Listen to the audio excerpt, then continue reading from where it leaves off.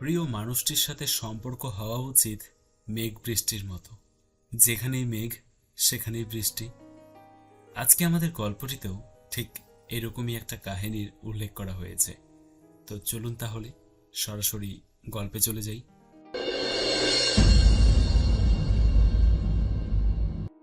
গাড়িতে বসে আছি আর গান শুনছি, আর ম্যাম মাঠে ক্রিকেট খেলছে। আমার পরিচয়টা আগে দিয়ে নেই। আমি মেঘ। আমার বাসা শহরের একটু বাইরে। আমি লেখাপড়া করি, প্লাস কার ড্রাইভারিও। পরিবারে মা বাবা সবাই আছে, ছোট একটা বোনও আছে। যেই ম্যামটা ক্রিকেট খেলছে তাদের বাসায় ড্রাইভার আমি। সেই বাসাতেই থাকি। জব প্লাস পড়াশোনা দুটোই চলছে। এখন আপনাদের মনে প্রশ্ন, আমি বাড়িতে থাকি না কেন? নিজের বাড়িতে না থাকার কারণ হলো আমার বাবা দুইটা বিয়ে করেছেন, আর আমার মা বেঁচে থাকা সত্ত্বেও। এই কারণে আমি বাড়িতে থাকি না। আমি যা বেতন পাই আমার লেখাপড়ার খরচ বাদে বাকি টাকা মায়ের কাছে দিয়ে আসি। আর যেই ম্যাম ক্রিকেট খেলছেন তার পরিবারের কথা কি আর বলবো। দেশের মধ্যে হাতে গোনা কয়েকজনের মধ্যে তারা একজন। বাসায় 3টা ড্রাইভার। আমার দায়িত্ব এই ম্যাডাম আর 2টা বোনের উপর। কলেজ ভার্সিটি থেকে নেওয়া আনা আমাকেই করতে হয়। আর এই ম্যাম, ওহ, এত ম্যাম ম্যাম করছি কেন? ম্যামের নাম বৃষ্টি, আর উনি সবার ছোট। এবার ইন্টার সেকেন্ড ইয়ারে পড়ে। বসে থাকতে থাকতে সন্ধ্যা হয়ে এলো। তারপর ও হ্যালো, কি ভাবছো? আমি তো অন্যমনস্ক হয়ে ভাবছি, ওহ ম্যাম সরি। তুমি পেছনে বসো, আমি ড্রাইভ করব। এটা যদি আঙ্কেল জানে আমার চাকরি যাবে। ম্যামের বাবাকে আঙ্কেল বলেই ডাকি। বেশি কথা বলবে না, যাও পেছনে গিয়ে বসো। জি ম্যাম। এই মেয়েটা দেখতে যেমন সুন্দরী আর রাগও তেমন। এমনিতে সুন্দরী, তার উপর বাবা এত বড় ধনী। রাগ দেখানোটা ভালোই মানায়। আমি যদি মাঝে মাঝে ভুল করে ফেলি বকা দেয়। ম্যাম এখন ট্রাউজার জার্সি, মাথায় একটা ক্যাপ, পায়ে কেটস পরে আছে। ও হ্যাঁ, হাতে একটা ব্যাট। ম্যাম ঘেমে গেছে। তার পুরো মুখে বিন্দু বিন্দু ঘামে। খুবই কিউট লাগছে দেখতে। ম্যাম তার তোয়ালেটা নিয়ে ঘাম মুছে পেছনে ছুড়ল, মানে আমার দিকে। তারপর গাড়ি স্টার্ট করে চলতে শুরু করলো। আমি বসে ভাবছি, উনি আমার ড্রাইভার আর আমি মালিক। এটা ভেবে মনের শান্তি মেটানোর জন্য এক পা আরেক পায়ের উপর তুললাম। নিজেকে এখন বড়লোক বড়লোক লাগছে। ভাবনার জগতে এই সুখ বেশিক্ষণ টিকল না। ম্যামের ডাক। এই মেঘ, জি ম্যাম, বলেন। আজকে কি হয়েছে জানো? না বললে কিভাবে জানবো? হুম, শোনো, আজকে 5টা 6 মেরেছি। 5টা? আমি একটু অবাক হওয়ার অভিনয় করলাম। হুম, ভালো কিপিংও করেছি। এভাবে খেললে তো জাতীয় দলে চান্স পেয়ে যাবেন। হ্যাঁ, তা তো অবশ্যই। আমি পাবো না তো কে পাবে? 14 গোষ্ঠীর কেউ পাবে না, দোয়া করলাম। এখন তুমি সামনে আসো, বাসার কাছে এসে গেছি। না ম্যাম, আপনি ড্রাইভ করেন, ভালোই তো পারেন। আরে না না, বাবা এই সময় বাসায় আছে, জানলে খুব বকবে। আচ্ছা ঠিক আছে। তারপর আমি চালানো শুরু করলাম। ম্যাম গাড়ির পেছনে না গিয়ে সামনে বসে থাকলো। তারপর বাসায় পৌঁছে গেলাম। গিয়ে দেখি আমার আরো 2টা সহকর্মী, মানে আরো 2টা ড্রাইভার বাসায় এসে গাড়ি ধুচ্ছে। মনে মনে খুবই হিংসে হচ্ছে। এদের কাজ অল্প, এত প্যারা নাই। আঙ্কেল আর আন্টিকে অফিস থেকে নিয়ে যায় আর নিয়ে আসে, আর আমার জীবনটাই তেনা তেনা করে দেয়। আমার কথা তো শোনেই না, আবার কত রকম বায়না। গাড়িটা পার্ক করলাম। ম্যাম নেমে বাসার মধ্যে গেল। আমার এখন গাড়িটা ধুতে হবে। আমি ওই 2জনের কাছে গিয়ে বললাম, তারা আমার বয়সে বড়, কিন্তু ভাই বলেই ডাকি। ভাইরে, কি প্যারার মধ্যে যে থাকতে হয়। আপনাদের তো রাজকপাল। কি যে বলেন ভাই, রাজকপাল তো আপনার। আমার জায়গায় আপনারা থাকলে বুঝতেন। শোনেন ভাই, বাসায় আপনার আদরই আলাদা। পরিবারের একটা দায়িত্ব পাইছেন, আপনার বেতনও বেশি, আর থাকেনও এখানে। আর আমরা বিয়ে করেছি, তাই আপনার জায়গাটা পাইনি। এই গাড়ি মুছে বাড়ি ফিরতে হবে। তাও। আর বললেন না ভাই, কষ্ট লাগে। আচ্ছা, বলবো না। আঙ্কেল কি আপনাদের এই মাসের স্যালারি দিয়েছেন? না স্যার, তো দেয়নি, শুনলাম আজ দিবে। না, বড়লোক হয়ে কিপটামি করলে আমার খুব রাগ হয়। আচ্ছা, আজ যদি না দেয় কিছু একটা বলতে হবে। এটা বলে আমি গাড়ি মুছতে শুরু করলাম। তারপর 3জনে মিলে আঙ্কেলের কাছে গেলাম। উনি বসে কিসের যেন হিসাব করছিলেন। আমি সালাম দিলাম, আসসালামু আলাইকুম। আঙ্কেল আমার দিকে তাকালো। ওয়ালাইকুম আসসালাম। মেঘ, কি অবস্থা তোমার? জি আঙ্কেল, ভালো। সব ঠিক চলছে? জি আঙ্কেল। ও হ্যাঁ, তোমাদের এই মাসের বেতনটা দেওয়া হয়নি। আমার যে কি না ভুলো মন, এত চাপের মধ্যে কিছু মনে থাকে না। না আঙ্কেল, ঠিক আছে, আজ দেরি করে দিলেও সমস্যা নেই। আমি জানি সমস্যা আছে। আঙ্কেল টাকা বের করে আমাদের বেতন দিল। ওরা দুজন চলে গেল। আমিও আমার রুমের দিকে যাচ্ছিলাম, হঠাৎ আঙ্কেল আমাকে ডাকলো। এই মেঘ, শোনো। জি আঙ্কেল, বলেন। এ নাও। আঙ্কেল, আমাকে তো দিয়েছেন। হুম, এটাও দিলাম। আঙ্কেল, এটা কিসের জন্য? বৃষ্টির কাছে শুনলাম তুমি নাকি ভালো রেজাল্ট করেছো, তাই এটা তোমার জন্য। কোনো কথা বলো না, এখন যাও।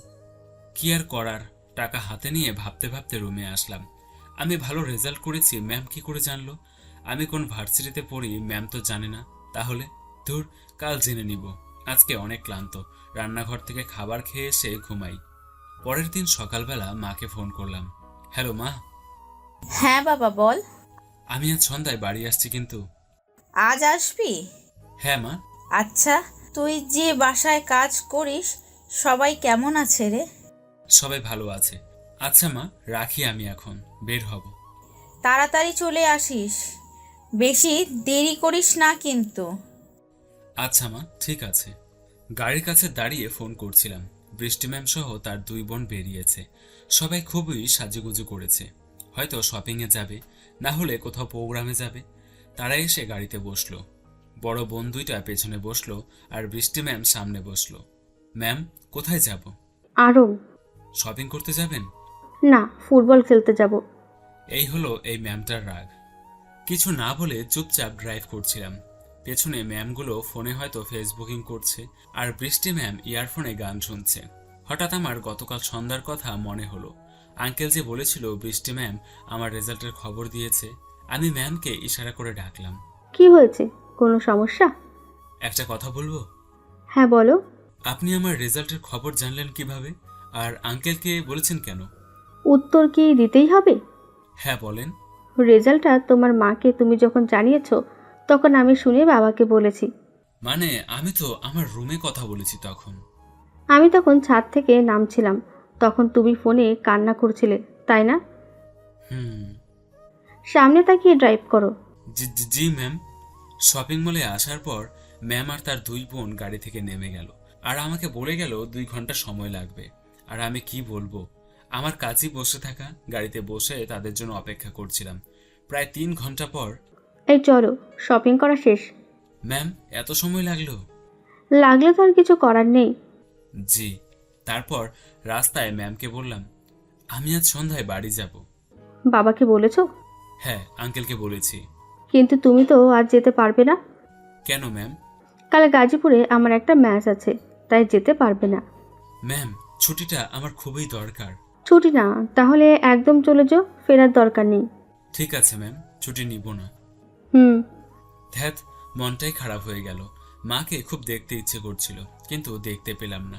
পরের কাজ করি, কি আর করার। না হয় এই সপ্তাহে পরে যাব, এটা বলে মনটাকে একটু বোঝালাম। মাকে ফোন করলাম সন্ধ্যায়, আর বললাম যেতে পারবো না। কেন যেতে পারবো না তার কারণও বললাম। মা বলল ঠিক আছে, যেদিন ছুটি পাস আসিস। এটুকু কথাই হলো। পরের দিন ভোরবেলা বৃষ্টি ম্যাম আমার রুমের দরজায় টোকা দিল। আমি তো ঘুমেছিলাম, শব্দ শুনে উঠে গিয়ে দরজাটা খুলে দিলাম। দরজা খুলতেই একটা পরীকে দেখলাম। সকাল সকাল মুখ না ধুয়ে ক্রাশ খেলাম। আমি চোখ ফেরাতেই পারছিলাম না।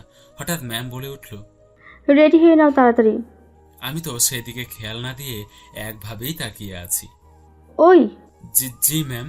রেডি হয়ে নাও, সময় নেই। জি ম্যাম। ম্যাম চলে গেল। খুব তাড়াতাড়ি রেডি হলাম, কারণ দেরি হলে কপাল খারাপ আছে। রেডি হয়ে গাড়ির কাছে গিয়ে দেখি ম্যাম গাড়িতে উঠে বসে আছে। ম্যাম, সরি, লেট হয়ে গেল। কথা না বলে চলো এখন। গাড়ি স্টার্ট করলাম। ঘন্টাখানেকের মধ্যে সেই কলেজ মাঠে পৌঁছে গেলাম। খেলাও শুরু হয়ে গেল। আজ মাঠে বসে খেলা দেখতেছি। ম্যাম কিপিং আর ব্যাটিং করেন। প্রথমে ম্যামের দল ব্যাট পায়। ম্যাম ওপেনিংয়ে নেমে ভালোই খেলছে আর 51 করেছে। 50 করার সময় আমি জোরে চিল্লানি দিয়েছি আর হাততালি দিয়েছি। ম্যাম সেটা খেয়াল করেছে। তারপর 1 বল খেলেই ম্যাম আউট। ম্যাচ শেষ। ম্যামের দল হেরে যায়। খেলা শেষে পুরস্কার বিতরণী অনুষ্ঠান। সাংস্কৃতিক অনুষ্ঠান হয়। অনুষ্ঠান শেষে বিকেলবেলা আমরা রওনা হই। ম্যামের মন খারাপ, আমার সাথে একটা কথাও বলে নাই। হঠাৎ বলল, গাড়ি থামাও। জি ম্যাম। গাড়ি থামতে বলেছি। জি। গাড়ি থামালাম। আজ তুমি অনেক জোরে চিল্লানি দিলা কেন? আরে আপনি হাফ সেঞ্চুরি করেছেন, চিল্লানি তো দিবই। আর তো কেউ চিল্লানি দিল না। আরে ম্যাম, আমি তো আপনার নিজের মানুষ। মানে? মানে আমি বলতেছি যে আমি তো আপনার ফ্যান। নিজের মানুষ বলেছো? নিজের মানুষ বলতে এই যে আপনাদের বাসায় কাজ করি। ও নিজের মানুষ তো না, কাজের মানুষ। সরি, ভুল হয়ে গেছে। আমি আসলে বোঝাতে চাইছিলাম আপনাকে চেনে মাঠে এমন শুধু আমিই ছিলাম, আর তো কেউ নেই। হ্যাঁ বুঝছি। তোমার বাসা কোথায় যেন? এই তো ম্যাম, এখান থেকে 30 মিনিট গেলে বাসা। চলো। কোথায়? তোমার বাসায়। আর আপনি? আমিও যাব। কি বললেন? আপনি আমাদের বাসায় যাবেন? হ্যাঁ। না থাক, গরিবদের বাসায় যেতে হবে না, আপনার বসার জায়গা দিতে পারবো না। গাড়ি স্টার্ট করো আর চলো। কিন্তু ম্যাম। গাড়ি স্টার্ট করো। চলতে চলতে মনে হলো মাকে একটা ফোন দেওয়া দরকার। মাকে ফোন দিলাম, রিং হচ্ছিল। কাকে ফোন করো? মাকে। কেন? আপনি যাচ্ছেন, একটা ব্যাপার আছে না। আমার ফোনটা কেড়ে নিয়ে কলটা কেটে দিল। ম্যাম, কাটলেন কেন? আপনার মাকে সারপ্রাইজ দিব। কিন্তু চুপ। ড্রাইভ কর তুই। শুধু বক বক করিস তাই না? একটা মার দিব। ম্যাম আবার রাগ করেছে। বৃষ্টি ম্যাম এত সুন্দর করে কথা বলে যা বলে বোঝাতে পারবো না। রাগ করলে আরো কণ্ঠ ভালো শোনায়। বাড়িতে পৌঁছে গেলাম। মা, মা। ওই গুরু, ওই এভাবে কেউ ডাকে? Sorry ma'am. মা ডাক শুনে দৌড়ে চলে আসে। এসে তো অবাক, একটা পরী আমার পাশে দাঁড়িয়ে আছে। আল্লাহ জানে মা মনে মনে কি ভাবছে। আমি কাছে গিয়ে বললাম, মা, আমি যে বাসায় ড্রাইভারের কাজ করি সেই বাসার ছোট মেয়ে, ওনার নাম বৃষ্টি। মা একভাবে তাকিয়ে আছে। ও মা। হ্যাঁ বাবা বল। দাঁড়িয়ে আছো কেন? মেহমান এসেছে, ভেতরে চলো তাড়াতাড়ি। উনি বাইরে দাঁড়িয়ে কেমন দেখাচ্ছে। ম্যাম এগিয়ে এসে মাকে সালাম দিল। মা ম্যামকে হাত দিয়ে ধরবে, তখন আমি বললাম, মা কি করো? তোমার হাতে ধরো না। আন্টি, আপনি একটু অন্যদিকে ঘুরে দাঁড়ান তো। কেন মা, কি হয়েছে? ম্যাম মাকে অন্যদিকে দাঁড় করিয়ে দিয়ে আমার কাছে আসে আর কলারটা ধরে। শোন, বেশি বাড়াবাড়ি করিস কেন? মা তো মাই, হাত দিয়ে ধরতে মানা করলি কেন? আপনার গায়ে ময়লা লাগলে যদি রাগ করেন, তাই। তুই বেশি কথা বলবি না, ঠিক আছে? জি ম্যাম, বলবো না। হুম। তারপর তিনজনই বাড়ির মধ্যে গেলাম। একটা চেয়ার নিয়ে এলাম বাইরে, ভালোভাবে মুছে দিলাম আর বললাম, ম্যাম বসেন। ম্যাম বসলো। আমি পাখা দিয়ে বাতাস করছি আর বলছি, ম্যাম এই গরমে কারেন্ট নেই, সন্ধ্যা হয়ে আসছে, একটু পরেই কারেন্ট চলে আসবে। ম্যাম কথা না বলে বাড়িটা তাকিয়ে তাকিয়ে দেখছিল। হঠাৎ আমাকে বলল, ওই ঘরটাই কে থাকে? বৃষ্টি ম্যাম যে ঘরটা দেখিয়ে আমাকে প্রশ্ন করেছে সেটা আমার বাবার আরেকটা বউয়ের ঘর। মেজাজটা আরো খারাপ হয়ে গেল। ম্যামকে বললাম, ওইটা আমার বাবার আরেকটা বউয়ের ঘর। তারপর বাকি সবকিছু একটা না বলে দিলাম। ও ভালো। এদিকে বিদ্যুৎ চলে আসছে। আমি ম্যামকে বসিয়ে রেখে মার কাছে গেলাম রান্নাঘরে। ও মা, এখন ম্যামকে ঘরে বসতে দেই? হ্যাঁ দে। কিন্তু মা, নতুন চাদর লাগবে যে, পুরনোটা ভালো দেখায় না। আচ্ছা দাঁড়া, আমি বের করে দিই। ওই যে গত ঈদে কিনেছিলাম, সেটা বের করো। মা বিছানার চাদর বের করলো। আমি ঝটপট আমার রুমটা গুছিয়ে ফেললাম, ঝাড়ু দিয়ে একদম চকচকে করে ফেললাম। তারপর ম্যামের কাছে গেলাম। ম্যাম, এখন রুমে চলেন। চলো। রুমে যাওয়ার পর, আপনি এখানে শুয়ে বিশ্রাম নেন, পারলে একটু ঘুমান, আমি আসছি। কই যাবে? বাইরে, মায়ের কাছে। আচ্ছা। একটা কথা বলি? হ্যাঁ বলো। ম্যাম, আমি জানি আপনার অসুবিধা হচ্ছে, আমি তো বলেছিলাম আসার দরকার নেই। আবার শুরু করলি? জি না ম্যাম, ঠিক আছে। মার কাছে আসলাম। বাজান, কি কি রান্না করমু? কি কি রান্না করছো তাই বলো। এই পর্যন্ত ভাত আর মাছ রান্না করেছি। তুমি যে কি করো না, এগুলো দিয়ে কিছু হবে? আমি আসছি। কই যাস? বাজার করতে। অনেক দূরে তো। গাড়ি আছে, সময় লাগবে না, 10 মিনিটের মধ্যে আসছি। ম্যাম ডাকলে তার কাছে যেও। আচ্ছা যা। আমি বাজার করে এসে দেখি ম্যাম আর মা একসাথে বসে রান্না করছে। ম্যাম, আপনি এখানে? আপনার ফেস নষ্ট হয়ে যাবে, কি করছেন এগুলো? ম্যাম চোখ বড় বড় করলো। মা, এই নাও। এগুলো কি? এই তো বাজার করলাম। আমি রুমে যাচ্ছি, রুমে আসো। জি। রুমে যাওয়ার পর আবার কলার ধরলো। তুই আমাকে এত অপমান করিস কেন? কি করলাম? অনেকভাবে অপমান করিস। আমাকে আন্টির কাছে যেতে দিস না। এটা না করিস, ওটা না করিস কেন? আসলে ম্যাম আপনি তো বড়, এটা বলে ম্যাম আমার হাত দিয়ে তার গালে স্পর্শ করলো আর বলল, এখন কি আমার ফেস নষ্ট হয়ে গেছে?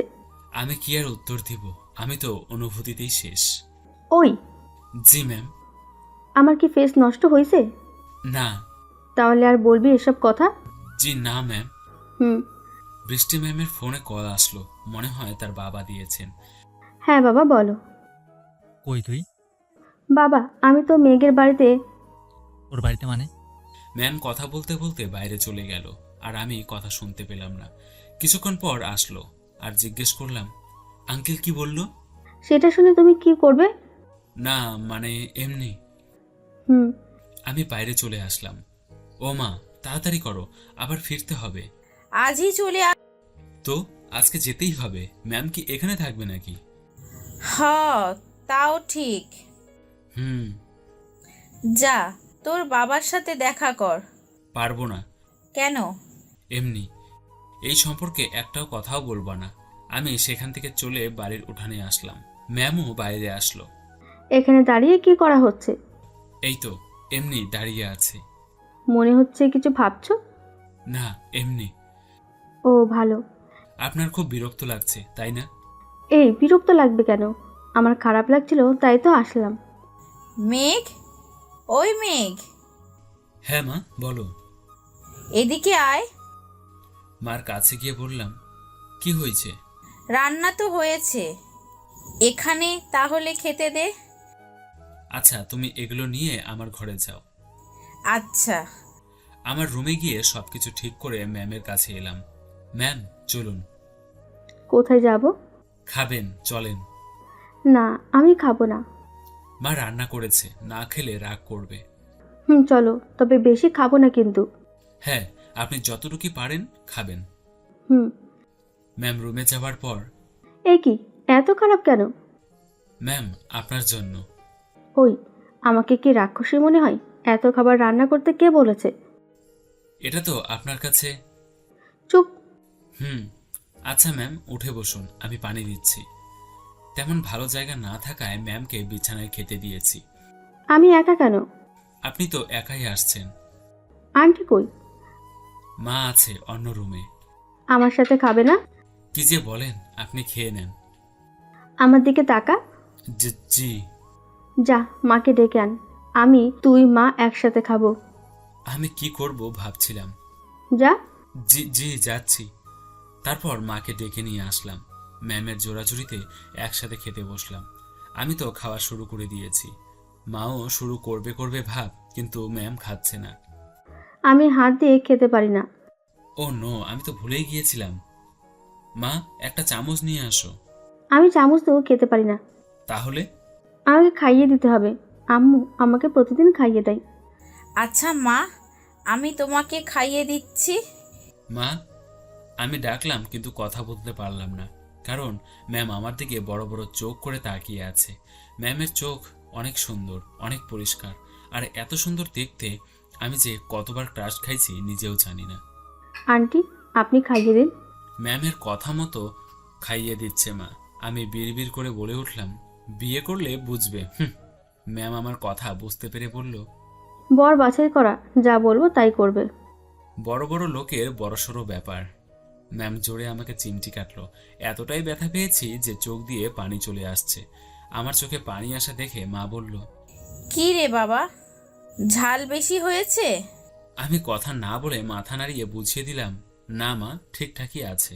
খাওয়ার শেষে, ম্যাম ম্যাম চলেন, অনেক রাত হয়ে গেছে। কই যাব আবার? বাসায় যাব, চলেন। না, আজ থাকবো এখানে। এখানে থাকবেন মানে? এখানে থাকবো মানে এখানে থাকবো। আরে না, আঙ্কেল আমাকে মেরেই ফেলবে, তাড়াতাড়ি বাসায় চলেন। বাবা তখন ফোন করেছিল, তুমি কাছে ছিলে তখন, তাই না? হ্যাঁ। তখন বলেছি আজ থাকবো। কিন্তু আপনি এই পরিবেশে সম্ভব না, থাকতে পারবেন না। আমি থাকলে আপনার সমস্যা কোথায়? বাজান, উনি ঠিকই বলেছেন। উনি থাকলে তোর সমস্যা কি? আন্টি আপনিও আপনি করে বলছেন তাই না? আমি তো আপনার মেয়ে না। আচ্ছা মা, ভুল হয়েছে। মনে মনে ভাবছি কেন যে বাসায় আনতে গেলাম। না জানি আঙ্কেল কি কি গালি দেয় আমাকে। এই তুমি কি ভাবছো? ঠিক আছে, থাকেন। আমাদের এই ঘরটাতে দুইটা রুম। একটা রুম আমার আর একটা রুম মার। মা তার রুমে শুয়ে পড়ল। মা বলল, তুই আমার কাছে ঘুমা। তখন আমি বললাম, ম্যাম আমার রুমে ঘুমাচ্ছে, আমার বারান্দায় দাঁড়িয়ে পাহারা দেই, কারণ সে এই পরিবেশে কখনো থাকেনি। মা আর কিছু বলল না। আমি বাইরে এসে বাবার সাথে একবার দেখা করলাম, আর সেখান থেকে এসে আমার রুমের বারান্দায় চেয়ার নিয়ে বসে আছি। রাত তখন 2টার কাছাকাছি। হঠাৎ বিদ্যুৎ চলে গেল, সাথে সাথে ম্যামের চিৎকার, মেঘ, মেঘ, মেঘ। ম্যাম এই যে আসছি। দৌড়ে ম্যামের কাছে গেলাম। যাওয়ার পর ম্যাম বিছানা থেকে নেমে আমাকে জড়িয়ে ধরলো। আমি মোবাইলের লাইট অন করলাম। এদিকে ম্যাম আমাকে চাপড়ে জড়িয়ে আছে। এই প্রথম কোনো মেয়ে আমাকে জড়িয়ে ধরলো, তাও আবার ম্যামের মতো মেয়ে। আমি ম্যামকে কাঁপা কাঁপা কণ্ঠে বললাম, ম্যাম ছাড়ুন, আমি লাইট জ্বালিয়েছি। আমি অন্ধকারে তাকাতে পারবো না, আমার ভয় করে। আমি লাইট অন করেছি তো। ফোনের হ্যাঁ। হবে না। আচ্ছা মোমবাতি জ্বালাই। হুম। ছাড়েন তাহলে। না ছাড়লে আমি জ্বালাবো কিভাবে? আমি চোখ খুলতে পারবো না। চোখ বন্ধ করে দাঁড়িয়ে থাকেন। হুম, কিন্তু তাড়াতাড়ি করবা। হ্যাঁ ম্যাম, তাড়াতাড়ি করব। একটা মোমবাতি ধরালাম। ম্যাম চোখ বন্ধ করে শুধু মাঝে মাঝে ডাকছে আর বলছে, এই মেঘ হয়েছে? আমি শুধু বলি, এই তো ম্যাম, আর একটু। আমি একটা মোম ধরানোর পর বললাম, ম্যাম হয়েছে। রুম কি একদম আলোকিত হয়েছে? না ম্যাম, একটু একটু হয়েছে। কয়টা জ্বালিয়েছো? একটা। আর কয়টা আছে? 5টা আছে। সবগুলো জ্বালাও। আচ্ছা ঠিক আছে। 6টা মোমবাতি লাগানোর পর খুব ভালোই দেখাচ্ছে রুমটা। ম্যাম হয়েছে, এবার চোখ খুলেন। মেঘ তুমি কাছে এসো। আমি কাছে গেলাম। ম্যাম এক হাত আমার কাঁধের উপর রাখলো আর চোখটা আস্তে করে খুলল। ম্যাম বলল, আর নেই। না ম্যাম, আর তো মোম নেই। আমি ম্যামের চোখের দিকে তাকালাম। চোখের পানি ঘেমেও গেছে। আচ্ছা এগুলো কত সময় জ্বলবে? ভালোই সময় জ্বলবে। আমি এই ঘরে থাকবো না। কই যাবেন? বাসায় যাব। এত রাতে? হ্যাঁ বাসায় যাব আমি। আচ্ছা থামেন, কান্না করেন না। হ্যাঁ আমি বাসায় যাব। আচ্ছা আচ্ছা নিয়ে যাব। এ তো দেখি বাচ্চাদের মতো কান্না শুরু করে দিয়েছে। আচ্ছা কান্না করেন না, এখন চলেন। না সকালে যাব। তাহলে কান্না করছেন কেন? ভয় করে। আমি তো বাইরেই আছি। তুমি ঘুমোওনি? না। কেন? এমনিতেই আপনি এই পরিবেশে নতুন। আমি জানি আপনি থাকতে পারবেন না। কোনো অসুবিধা হলে ডাকতে পারেন, তাই ঘুমাইনি। আর চোখে দেখলাম ম্যাম আমার দিকে তাকিয়ে আছে, আর আমি অন্যদিকে তাকিয়ে। ম্যাম আপনি ঘেমে গেছেন, আপনি এখানে শুয়ে ঘুমান, আমি বাতাস করছি। ম্যাম আর কিছু বলল না, চুপচাপ শুয়ে পড়ল, আর আমি হাত পাখা দিয়ে বাতাস করতে লাগলাম। অনেকক্ষণ বাতাস করার পর বিদ্যুৎ আসে, আর বাইরে যাওয়ার জন্য উঠতে যাব, তখনই ম্যাম আমার হাত টেনে ধরে, মাথা নাড়ায় আর বুঝায় আমি যেন না যাই। ম্যাম বিদ্যুৎ তো চলে আসছে। তুমি থাকো এখানে, বসে থাকো। পরদিন সকালবেলা মার কাছ থেকে বিদায় নিয়ে রওনা হলাম, আর ম্যামের বাসায় চলে আসলাম। আমরা বাসায় পৌঁছানোর পর আন্টি আঙ্কেল আসে। ম্যামকে দেখে এসে নানা রকম প্রশ্ন করে, আর কত আদর, বাবারে বাবা। আমি আমার রুমে যাই, আর ম্যামের বড় 2 বোনকে নিয়ে ভার্সিটিতে যাই। ম্যামের 2 নম্বর বোন, নাম তার কলি। সে আমাকে বলল, এই যে শোন শোন, জি বলেন। ওই যে ছেলেটাকে দেখতে পাচ্ছিস, হ্যাঁ। ওকে গিয়ে বলবি তুই আমাকে ভালোবাসিস। ম্যাম এসব কি বলছেন? যদি না বলিস, বাবাকে বলে তোর চাকরি শেষ করে দিব। আচ্ছা যাচ্ছি। ধ্যাৎ, এই বালের চাকরি যে কিসের জন্য নিয়েছি, না নিলেও তো চলতে পারতাম না। এসব ভাবতে ভাবতে ছেলেটার কাছে গেলাম। সাথে আরো 3 জন ছিল। আমি যাওয়ায় সেই ছেলেটা বলল, ভাই কিছু বলবেন? ওই যে মেয়েটাকে দেখতে পাচ্ছেন, হ্যাঁ। ওই মেয়েকে আমি ভালোবাসি। ওইটা তোর ভাবি হয়, আমাদের 2 বছরের প্রেম। ম্যামের দিকে তাকালাম, দেখি হাসছে, হেসে ভেঙে পড়েছে। আমি ম্যামের কাছে না গিয়ে সোজা গাড়িতে আসি। গাড়ির মধ্যে বসে নিজেকে নিয়ে ভাবছি, চাকরিটা তো ছাড়া যাবেই না, ছাড়লে পড়াশোনাটাও যাবে, এরকম অনেক কিছুই ভাবছিলাম। তারপর কলিয়ার বড় ম্যাম আসলো, তারপর বাসায় নিয়ে আসলাম। মনটা খুবই খারাপ, আজ বাইরে যেতে হবে না আর। ভাবলাম গতকাল রাতে ঘুম হয়নি, এতক্ষণে একটু ঘুমাই নেই, রুমে গিয়ে বিছানায় শুতে যাব। আর তখন ওই কাজের বুয়াটা এসে বলল বড় স্যার ডাকে। বুঝলাম আঙ্কেল ডাকছে। গেলাম আঙ্কেলের কাছে। আঙ্কেলকে দেখে মনে হচ্ছে অনেক রেগে আছে। আমি কাছে যেতেই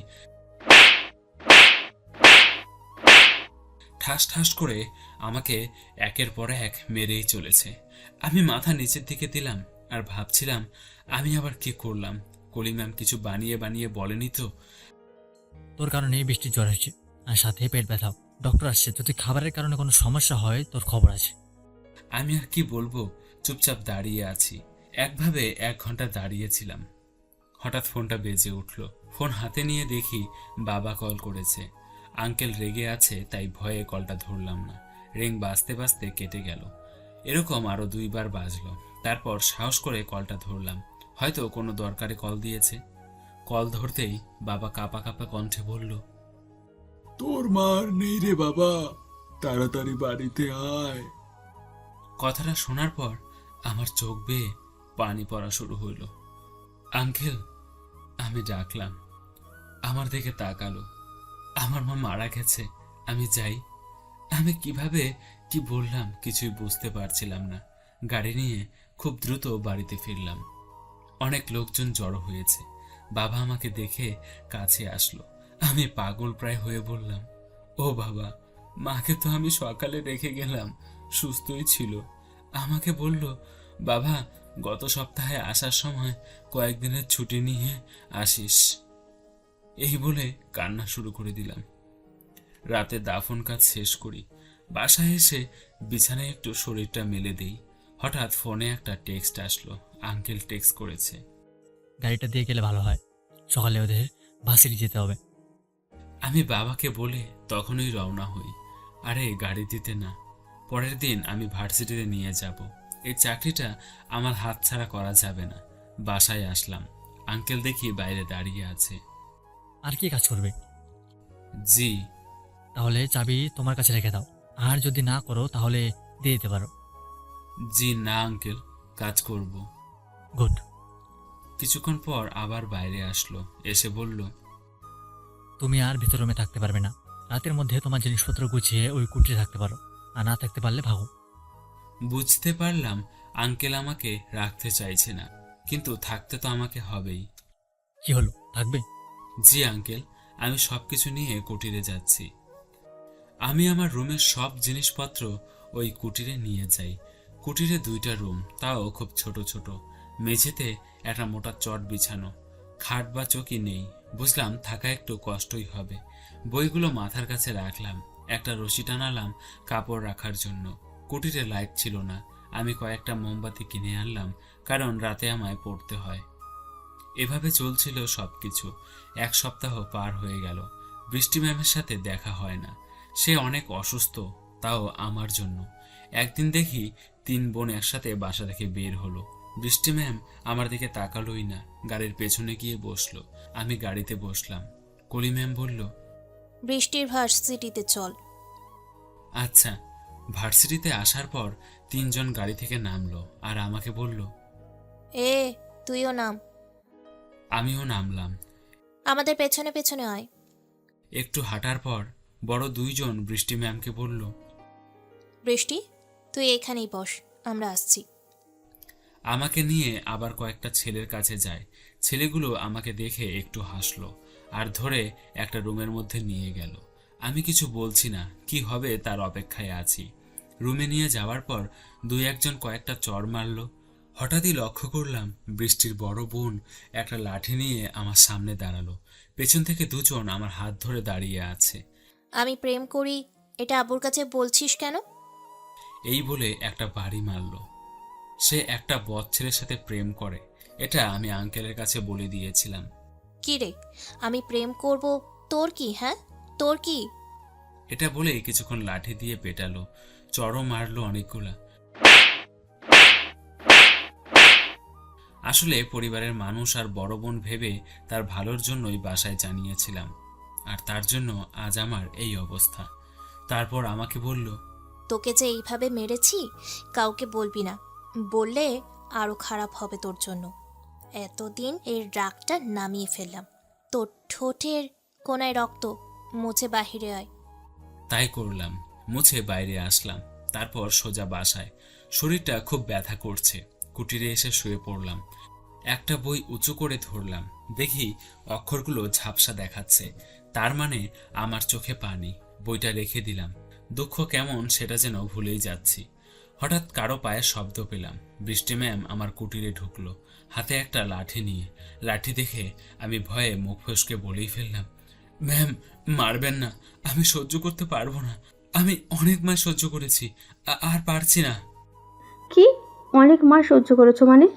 এখন কি হবে? মায়ের কথা তো মুখ ফসকে বেরিয়ে গেল। ম্যাম লাঠিটা ফেলে দিয়ে আমার কাছে 2 হাঁটু গেড়ে বসলো। তখন আমিও উঠে বসেছি। এই, কে মারছে তোমাকে? না, কেউ না, এমনি বললাম। আপনি কি জন্য মারতে আসছেন বলেন, না হলে আপনি মারেন। আচ্ছা, আমি অন্যদিকে ঘুরে বসি, মায়ের দিয়ে চলে যান। ওই মেয়ে, কি হয়েছে তোমার? এমন করছো কেন? আমি কিছু না বলে মাথা নিচের দিকে দিলাম। ওই, আমার দিকে তাকা, বল কি হয়েছে? আমি সব বলে দিলাম, কারণ ভেতরে আটকে রাখতে পারলাম না। আর আমি ম্যামকে মনে মনে ভালোবাসি, আপন ভেবে সব বলে দিলাম। আমাকে বাইরে রেখে তোমাকে ভেতরে নিয়ে মারছে? হ্যাঁ আপনি আবার কিছু বললেন না, কারণ ভুলটা আমারই। না, আমি ব্যাপারটা দেখছি। না, আপনি কিছু করবেন না। শোন, তোকে আমি কেন মারতে আসছিলাম জানিস? না। আমার খোঁজ নিস নাই কেন? আমি রুমে শুয়ে থেকে থেকে তোর জন্য অপেক্ষা করছি, কিন্তু তোর আসার নামই নেই। যাব কিভাবে? আমাকে তো বের করে দিয়েছে। ও, ভালো কথা। তুই এখানে কেন? আঙ্কেল কি করেছে তাও বললাম। সবই বুঝলাম। আচ্ছা, আপনি বলেন, আপনাকে কি খারাপভাবে রেখেছিলাম? যত্ন নেইনি? অনেক কেয়ার করছিস। আচ্ছা ওঠ, আমার সাথে বাসার মধ্যে চল। ম্যাম থাক, আর কিচ্ছু করতে হবে না। তাদের কাজ করি, ভুল করেছি, মার খাওয়াটাই স্বাভাবিক। ওঠ বলছি। চাইলেই কি উঠতে পারবো? আমার পুরো শরীর ব্যথা করছে। উঠতে পারবি না? আপনি মায়ের খেলে বুঝতেন। আর মা যে মারা গেছে আমায় বলিসনি কেন?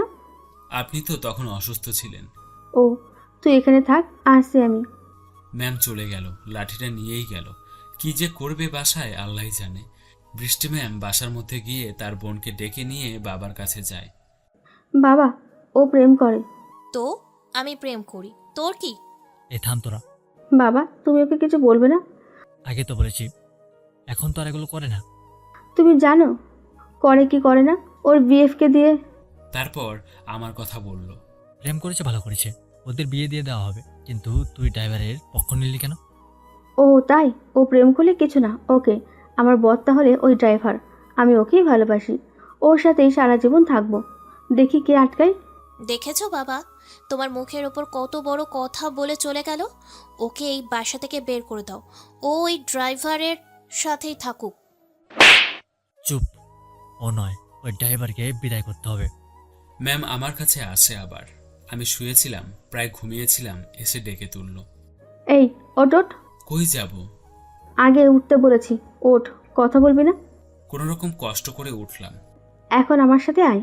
কোথায়? আমার রুমে আয়। ভেজাল পাকাইছেন তাই না? নাই, তুই কথা বলবি না। আচ্ছা চলেন। এই প্রথম ম্যামের রুমে আসলাম। বাবারে বাবা, এটা রুম নাকি অন্য কিছু? আচ্ছা ম্যাম, আমার ঘুম নষ্ট করে এখানে আনলেন কেন? আমরা বাসা থেকে পালাবো। কি জন্য? অমনি ম্যাম আমার ঠোঁটে একটা চুমু দেয়। আমি তো পুরাই ভালোবাসি তাই পালাবো? বাবা চ্যালেঞ্জ দিয়ে আসছে। মানে? চুপ, এখন কোনো কথা না, আমি সব গুছিয়ে নিই, তুই সাহায্য কর। ম্যামের কথায় আমি সব গোছাচ্ছি। আমি ম্যামকে ভালোবাসি, ভালো লাগা থেকে ভালোবাসি, কিন্তু এভাবে তো কখনো ভাবিনি ম্যাম যে এরকম করবে। সেটা আমার কল্পনার বাইরে ছিল। এমনটা কেন করলো? এসব ভাবতে ভাবতে সব গোছানো শেষ। আমরা তারপর ব্যাগ নিয়ে বাসার বাইরে চলে এলাম। তারপর আমার ব্যাগ নিলাম। এর মধ্যে আমি ম্যামকে অনেকবার বোঝানোর চেষ্টা করি, কিন্তু আমার কোনো কথাই শোনে না।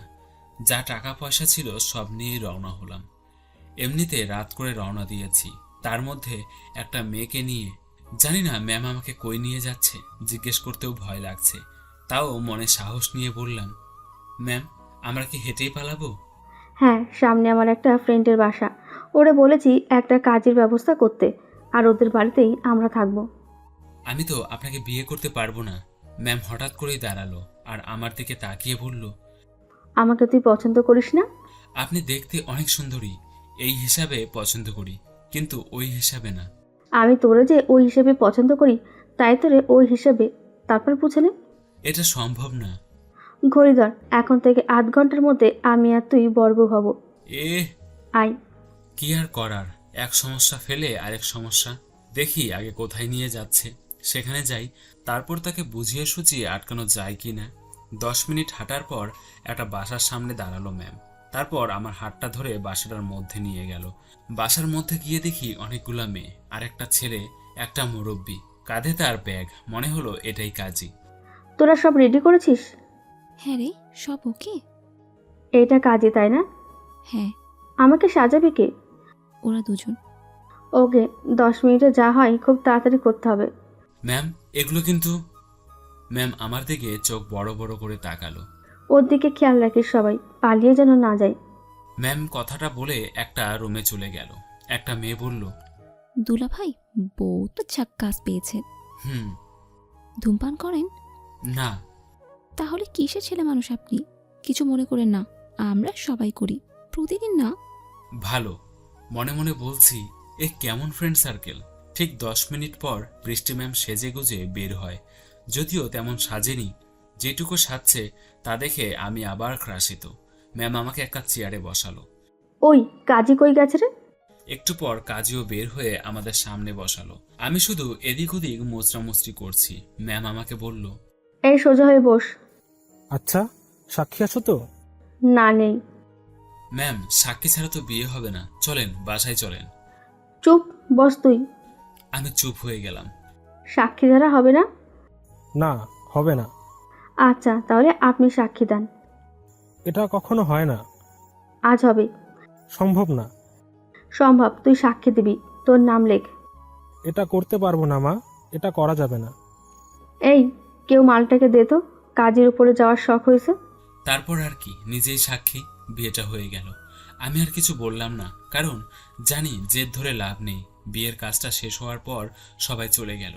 এই বাসাটা যে বান্ধবীর, সেই বান্ধবী বলল, দোস্ত, কয়দিন থাকবে এভাবে?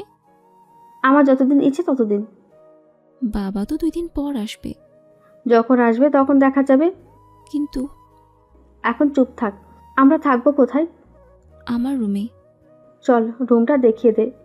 আয়। ওই আসো। ম্যাম আমাকে বলল, চলেন। মেয়েটির রুমে গেলাম। আমি নিচে এসে ব্যাগপত্র নিয়ে উপরে গেলাম। ম্যামের কথা মতো ম্যাম বিছানায় বসেছিল। শাড়ি খুলে ফেলে এখন একটা টি শার্ট আর প্যান্ট পরে আছে।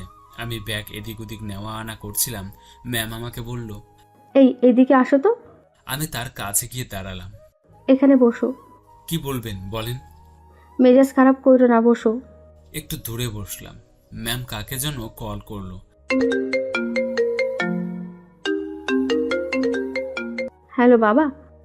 হ্যাঁ মা, তুই কোথায়? আমি তো বিয়ে করে ফেলেছি। কি বলিস এসব? আয় বাসায় আয়। বাবা শোনো। তারপর সব ঘটনা বলল বৃষ্টি ম্যাম। তুই আমার মেয়ে না, আর ওই ড্রাইভারটার খবর আছে। এটা বলে আঙ্কেল ফোন কেটে দিল। আচ্ছা একটা কথা বলি, বলো মেঘ। বিয়ে করাটা কি খুব দরকারি ছিল? না, তেমন দরকার নেই, কিন্তু একদিন তো করতেই হবে, তাই করে ফেললাম। তা আমাকে কেন? আর কে ছেলে ছিল না?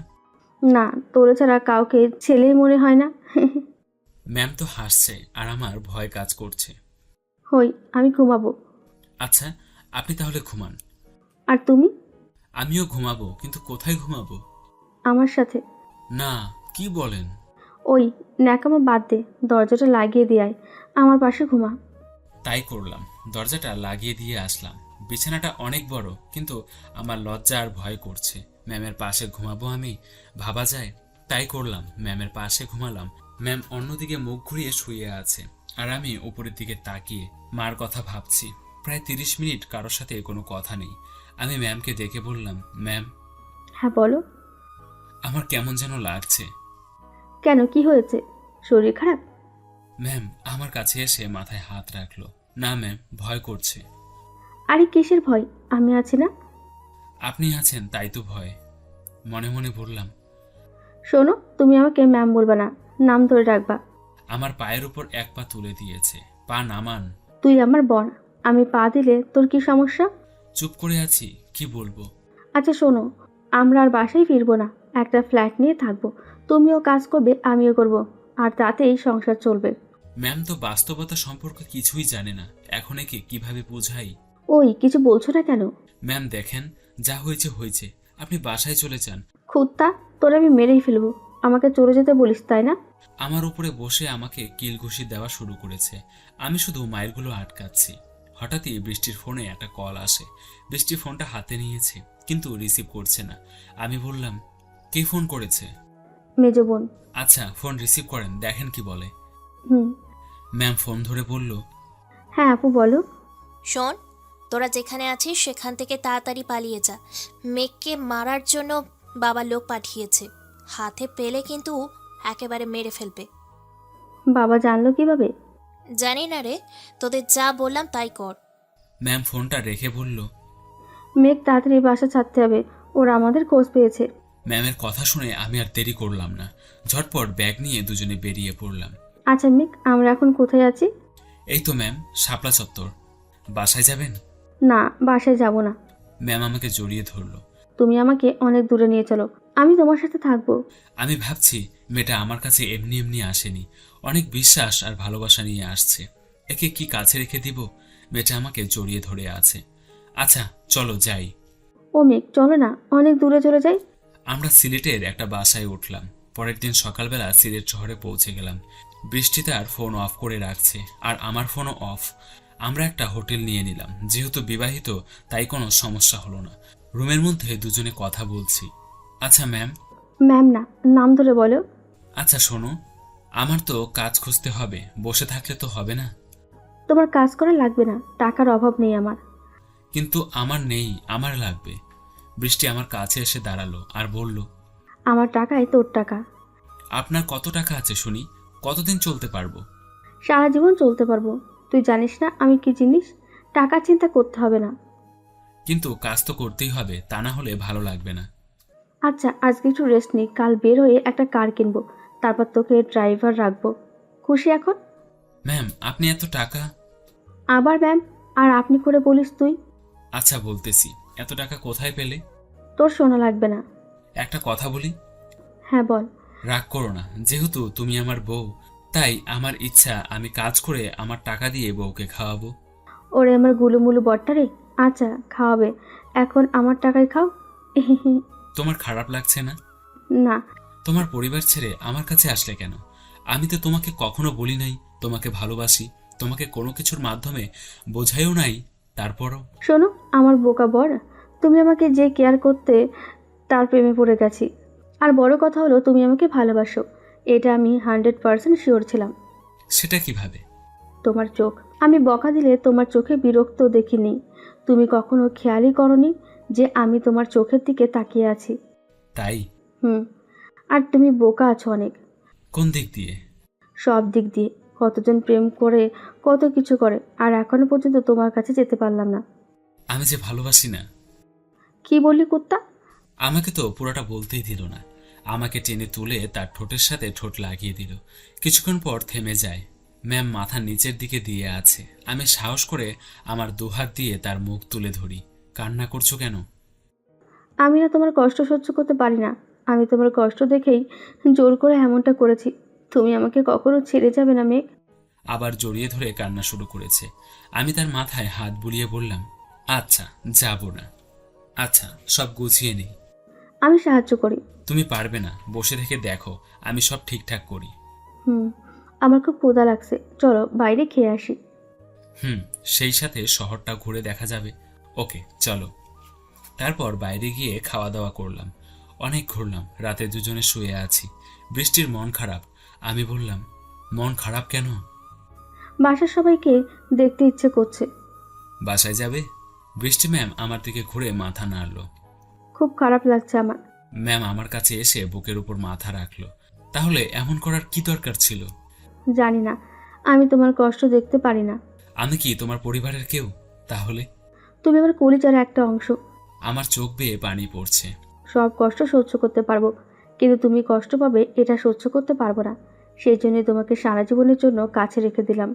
আমি বুঝলাম আমি যতটুকু ভালোবাসি তার থেকে বৃষ্টি ম্যাম আমাকে অনেকটা বেশি ভালোবাসে। এই শোনো। শুনতেছি, বলো। আমাকে জড়িয়ে ধরো না একটু। হ্যাঁ, ধরে আছি তো। আরেকটু জড়িয়ে ধরো। এইভাবেই সারা জীবন থাকবে। আচ্ছা ম্যাম, থাকবো। আবার? আমার ম্যাম ডাকতে ভালো লাগে। বৃষ্টি আমার দিকে তাকালো। কি দেখো? সব দোষ এই ব্যাটার। আমি বলি নাম ধরে রাখতে, আরও আমার ম্যাম বলে ডাকে। আজ ওকে খুব বড় ধরনের শাস্তি দেব। কি করবে শুনি? দেখাবো? হুম। চুপ করো, শুয়ে থাকো, নড়বে না। আচ্ছা। ম্যাম তার মুখ আস্তে আস্তে আমার মুখের সামনে আনলো। কিছুক্ষণ দেখে একটু মুচকি হেসে আমার ঠোঁটে অনবরত চুমু খেতে লাগলো। তারপর আমরা ডুবে গেলাম ভালোবাসার সাগরে। পরের দিন সকালবেলা ঘুম থেকে জাগনা পেলাম কারো ফোনের আওয়াজে। বৃষ্টির ফোন বাজছে। আমি বৃষ্টিকে ঘুম থেকে ডেকে তুললাম। আমার বুকের ওপর শুয়েছিল তখনও। ডাকার পর বলল, ফোন বাজতে থাক, এখন ধরবো না, আমি ঘুমাবো আরো। আমি বৃষ্টির কথা না শুনে ফোনটা হাতে নিয়ে বললাম, দেখি বাবা লিখে সেভ করা, তার মানে আঙ্কেল কল দিয়েছে। আমি বৃষ্টিকে বললাম, আঙ্কেল ফোন করেছে। তারপর বৃষ্টি ফোন হাতে নিয়ে কথা বলা শুরু করলো। মা, তুই কোথায়? আমি আমার বরের সাথে। বাসায় আয়। যাব না, ফোন রাখো। আচ্ছা শোন, তোদের বিয়ে আমি মেনে নিয়েছি, বাসায় ফিরে আয়। সত্যি তুমি মেনে নিয়েছো? হ্যাঁ মা, তুই যেখানে থাকিস বাসায় চলে আয়। বাবা, আজই আসছি আমরা। বৃষ্টি ফোনটা কেটে দিল। তারপর আমাকে জড়িয়ে ধরে বলল, আত্মা পাখি, বাবা আমাদের সম্পর্কটা মেনে নিয়েছে। আমি ভাবছি এত সহজে মেনে নিল। ওই শোনা, তুমি খুশি হওনি? হ্যাঁ, খুশি হয়েছি। তো হাসছো না কেন? এই তো হাসছি। তাহলে আমরা একটু পরই রওনা হই। চলো একসাথে গোসল করি। না, তুমি আগে করো। চলো। সকালে ফ্রেশ হয়ে নাস্তা করে রওনা দিলাম আবার ঢাকার দিকে, সোজা ম্যামদের বাসায়। বাসার সামনে এসে বৃষ্টি বলছে, শোনো, আমার না খুব লজ্জা করছে। লজ্জাটা এখন গিলে খাও, আমার তো খুব ভয় করছে। কি যে বলো না, কোনো ভয় নেই, আমি আছি না। তারপর বাসার মধ্যে গেলাম। ভেতরে গিয়ে দেখি শুধু আঙ্কেল বসে আছে। সময়টা তখন সন্ধ্যা, একটু বেশি নীরব বাসাটা, কোথাও কোনো শব্দ হচ্ছে না। বৃষ্টি তার বাবার কাছে গিয়ে ক্ষমা চাইলো আর কান্না করলো। তারপর আঙ্কেল আমার দিকে কেমন চোখ করে তাকালো। বৃষ্টি, তুই আমার রুম থেকে চশমাটা নিয়ে আয় তো, ভুলে রেখে এসেছি। হ্যাঁ, তা আনছি, কিন্তু বাসার আর লোকজন কই? সবাই আছে, আগে তুই চশমাটা নিয়ে আয়। ম্যাম চশমাটা আনতে যেই চলে গেল, অমনি কয়েকটা লোক কোথা থেকে এসে আমার হাত পা বেঁধে আমাকে বাইরে নিয়ে এলো। তারপর আমার চোখ আর মুখ বাঁধলো, বেঁধে একটা গাড়িতে তুললো। গাড়িতে তোলার পর আমার মাথায় জোরে আঘাত করে। তারপর আমার আর কিচ্ছু মনে নেই। এদিকে বৃষ্টি তার বাসায় চশমা নিয়ে এসে দেখে আমি নেই। তারপর বাবাকে জিজ্ঞেস করে, বাবা, ও কই? রাত তখন অনেক। আমি জ্ঞান ফিরে পাই। গাড়ি তখনও চলছিল। আমি তাকিয়ে দেখি একজন আমার দিকে তাকিয়ে হাসছে। কয়েকজন লোক মিলে আমাকে মারলো। একটা হাত আর একটা পা ভেঙে দিল। কিছু দূর যাওয়ার পর গাড়ি থেকে ফেলে দিল আর বলল, কিরে, বড়লোকের মেয়ে তো ভালোই পটাতে পারিস। চান ভিক্ষে দিয়ে গেলাম, আর কখনো যেন তোকে ঢাকা শহরের আশেপাশে না দেখি। যদি দেখি, এই দিনই তোর শেষ দিন। আমাকে যেখানে ফেলে রেখে গেছে এখানে রাস্তাটা কাঁচা, চিত হয়ে শুয়ে আছি। উঠতে চেষ্টা করেও পারলাম না। আর কিছু সময় যাওয়ার পর শরীরের ব্যথাটাও আরও বেড়ে যায়। চোখ তুলে আর তাকাতেই পারছিলাম না। একসময় চোখও বন্ধ হয়ে যায়। পরের দিন যখন আমার জ্ঞান ফেরে তখন দেখতে পাই একটা রুমের মধ্যে আমাকে শুইয়ে রেখেছে।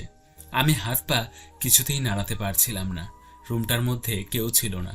হঠাৎ একটা মেয়ে আসলো, আর আমাকে দেখে দৌড়ে বাইরে চলে গেল।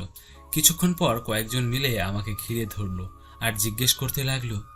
আমি সবার মাঝে কিছু বললাম না, চোখটা বন্ধ করে ফেললাম। শরীরটা প্রচণ্ড গরম ছিল। মানুষের ভিড় যখন কমলো আমি আবার চোখ খুললাম।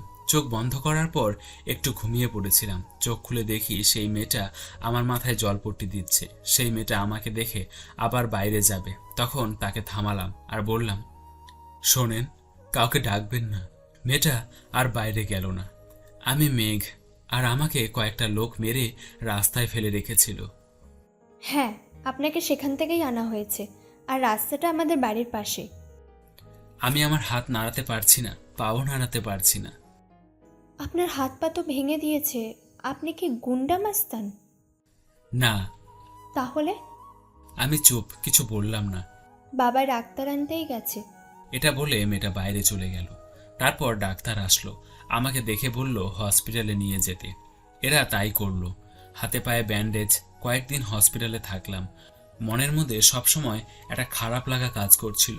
না জানি আমার বৃষ্টি ম্যাম কেমন আছে। আমি তো ফিরেও যেতে পারবো না। হসপিটালে আমি একাই থাকি। যে আমাকে রাস্তায় পেয়েছিল সে এসে আমাকে দেখে যায়। তার সাথেও তেমন কথা বলিনি। কেমন জানি হয়ে গেছি আমি।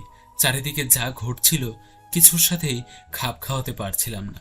কয়েকদিন যাওয়ার পর আবার লোকটা আসে, এসে বলে, বাবা, তোমার বাসা কোথায়?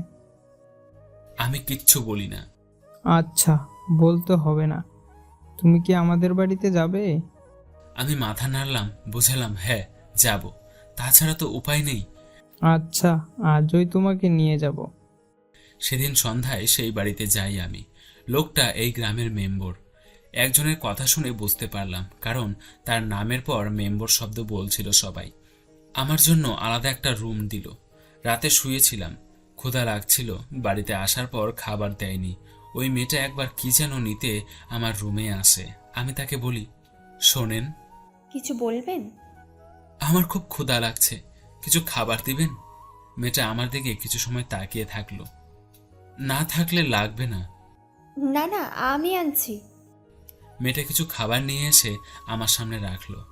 আমি দুঃখিত, আপনাকে খাবার দিতে ভুলে গেছিলাম। না না, ঠিক আছে। একটু অপেক্ষা করুন, আমি পানি নিয়ে আসছি। মেয়েটা পানি নিয়ে আসার পর আমি কোনো রকম উঠে খাওয়া শুরু করলাম। আর মেজি তখন বলল, আসলে আমার মা নেই তো, তাই সব কাজ আমাকেই করতে হয়। আপনাকে খাবার দেওয়ার কথা মনে ছিল না। ও আচ্ছা। আপনার বাসা কোথায়? ভাবলাম মেয়েটিকে সব বলা দরকার, সব কিছু বলে দিলাম। ও, তাহলে আপনি ফিরে গেলে তো আপনাকে মেরে ফেলবে। হুম। কোথাও যেতে হবে না, আপনি এখানেই থাকুন। না, আমি যাব, আমার যেতে হবে। আপনাকে যদি মেরে ফেলে? জানি না, আমাকে যেতে হবে। ও কেমন আছে জানি না, আমি দেখতে যাব ওকে। আচ্ছা, সুস্থ হয়ে যাবেন। কয়েক সপ্তাহ ঘরে শুয়েই কাটলো। এখন একটু একটু হাঁটতে পারি। 2 মাস পর ভালোই হাঁটতে পারি, কিন্তু বাইরে যাই না, রুমের মধ্যেই হাঁটি। এতদিন আমাকে খুবই সাহায্য করেছে মেয়েটি। অনেক সময় পাশেও থেকেছে, একটু একটু গল্পও করেছে। তার বাবাও ভালোই খোঁজ নিয়েছে। যতই দিন যাচ্ছে বৃষ্টির কথা ততই বেশি মনে পড়ছে আমার। কি করব বুঝতে পারছিলাম না। একদিন রাতে খাওয়া শেষ করে আবার রওনা হই ঢাকার উদ্দেশ্যে। কাউকে কিছু না বলে আসি। রাতে ঢাকায় পৌঁছে বৃষ্টিদের বাসায় যাই। গেটের সামনে দারোয়ান দাঁড়িয়ে আছে। তার সামনে গিয়ে বললাম, ভাই এখানে কি? ভেতরে যাব স্যারের সাথে দেখা করতে। পাগল নাকি? এত রাতে আসছে দেখা করতে? আর স্যাররা কেউ এ বাসায় থাকে না। কই থাকে? তারা পরিবার সহ বিদেশ গেছে, মনে হয় না আর দেশে ফিরবে। আচ্ছা, আমি যাই। যত সব পাগল ছাগল। দূরে এসে ভাবলাম, বৃষ্টির বাবা যে কি করছে আল্লাহ জানে। আমি এখন কই পাবো ওকে? সেদিন রাতে রওনা হই আবার সেই গ্রামে। ভোর রাতে রুমে এসে ঘুমিয়ে যাই, কিন্তু চোখে ঘুম নেই। আর একটু সকাল হওয়ার পরই হাঁটতে বাইরে যাই। গ্রামটা ভালোই দেখতে, কাঁচা রাস্তা দিয়ে এত সকালে হাঁটতে ভালোই লাগছে। একটা কৃষক খেতে কাজ করছিল, কিছুক্ষণ কাজ দেখলাম আর ভাবলাম অনেকদিন হলো সেই বাড়িতে থাকি। সব খরচ তারা বহন করেছেন। আমি তাদের টাকাটা শোধ করে দিয়ে তারপর চলে যাব। আমি সেই লোকটির কাছে গিয়ে বললাম, কাজ করব। প্রথমে রাজি হচ্ছিল না, পরে কোনো রকমে রাজি করালাম আর কাজ শুরু করলাম। ওইদিকে ওই মেয়েটি আমাকে খুঁজে পাচ্ছিল না। দুপুরে না যাওয়ায় ওই বাড়ির সবাই হয়তো ভেবে নিয়েছে আমি একদম চলে গেছি। কিন্তু কাজ শেষ করে টাকা নিয়ে আমি যখন সন্ধ্যায় বাড়ি ফিরলাম, মেয়েটা আমাকে বলল, ওই কই গিয়েছিলেন বলে যাবেন না? এরকম না বলে কেউ কোথাও যায়? আমি তো বুঝতে পারছি আপনি ঘুরতে বেরিয়েছিলেন, তবুও দুপুরের খাবার তো খেয়ে যাবেন। না, আমি কাজ করতে গিয়েছিলাম। কি কাজ করতে মানে? সকালে হাঁটতে বের হয়েছিলাম আর তখন একটা লোকের সাথে কাজ করেছি। কি কাজ করছেন আপনি? একটা খেতে কাজ করেছি।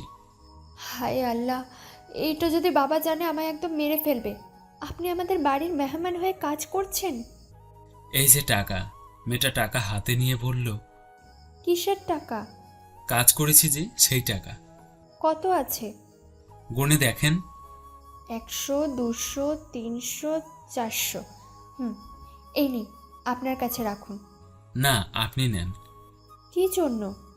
এতদিন আমার খরচ আপনারা বহন করেছেন, শোধ করতে হবে তো। কি যে বলেন এসব? আপনার বাবা কোথায়? ঘরেই আছে। টাকাগুলো মেয়েটার হাত থেকে নিয়ে তার বাবার কাছে যাই।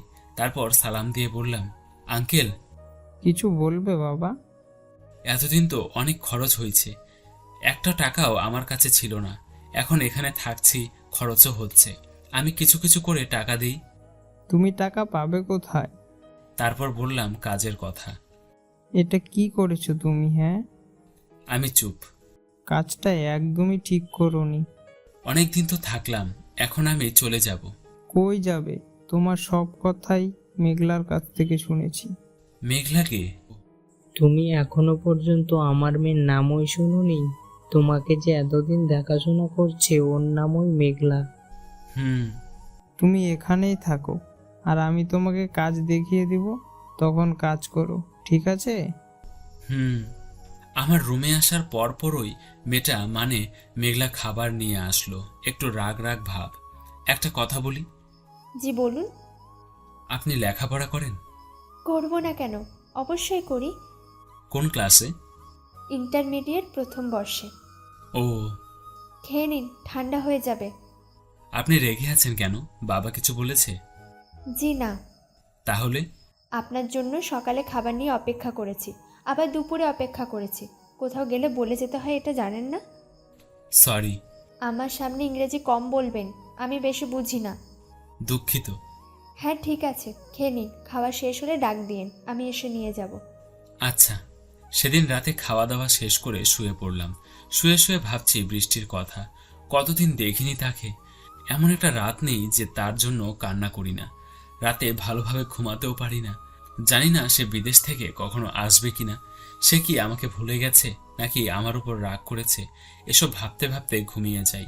পরের দিন সকালে আঙ্কেল আমাকে ডেকে বলল, শোনো, তোমার কাজ হলো আমার যা কিছু আছে সেগুলো দেখাশোনা করা। আমার জমি জমার অভাব নেই, সেইগুলো তুমি দেখাশোনা করবে। আমি কি পারবো? তোমাকে কিছু করতে হবে না, শুধু কাজ অনুযায়ী উপস্থিত থাকতে হবে। আচ্ছা আঙ্কেল, পারবো। ঠিক আছে। এই বল্টু, এদিকে আয়। আঙ্কেল একটা ছোট্ট ছেলেকে ডাকলো। আঙ্কেল সেখান থেকে চলে গেল। বস। হ্যাঁ বলো। না, আপনাকে বস বইলা লাভ নাই। তুমি কইরা কনকে? তুই কইরা কইবেন, এই জন্যই তো বস কইরা ডাকলাম। আচ্ছা, তুই করেই বলবো। আইসেন, সবকিছু দেখিয়ে দেই। চলো। এভাবেই চললো কয়েক মাস। খুব ভালোভাবেই চলছিল, কিন্তু বিশাল একটা সমস্যা বাঁধিয়ে দিল এই মেঘলা মেয়েটা। আঙ্কেল মানে মেঘলার বাবা কিছুদিনের জন্য ঢাকায় যাবেন।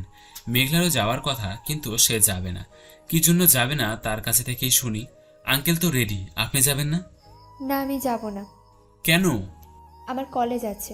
কয়েকদিন ছুটি গেলে তো কিছুই হবে না। সেটা না। তাহলে?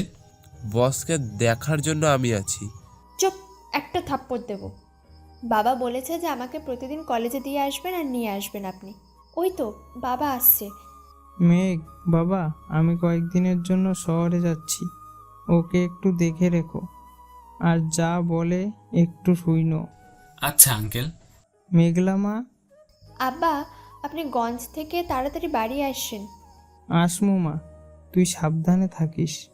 আঙ্কেল চলে যাওয়ার পর একবার বাবা আর একবার আব্বা। আমি মেঘলাকে একটু খেপানোর জন্য বললাম, তাও ভালো, ওই আপনাদের শহরে মেয়েদের মতো ড্যাড ডুড পাপ্পা বলি না। যত সব। মেঘলা রুমে চলে গেল। 10 মিনিট পর ব্যাগ নিয়ে বের হয়ে এলো। চলুন, আমাকে কলেজে দিয়ে আসবেন। বস আমিও যাব। ওই বল্টু, তুই বাড়িতেই থাক, তোর বস এখনই আসবে।